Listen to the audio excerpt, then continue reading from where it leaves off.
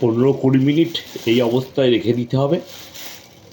আর এই বাবলসগুলো দেখতে পাচ্ছেন, বাবলসগুলো যেটা এই অ্যাসিডটা যত নিচে যাচ্ছে বাবলসগুলো উপর দিকে উঠছে।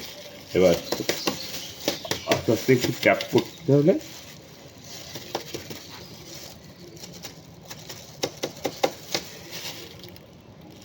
একটা সালফিউরিক অ্যাসিডটা যাচ্ছে, তার জন্য একটা যে স্মেলটা হয় সালফিউরিক সেটা পাওয়া যাচ্ছে, এবং সেটা ফিউমসটা খুবই ক্ষতিকারক। এই নাটগুলো দিয়েছে, নাটগুলো দিয়ে হয়ে যাবে। এইটা পরে এটাতে লাগিয়ে দিতে হবে। এখন 15 মিনিট থাকলো।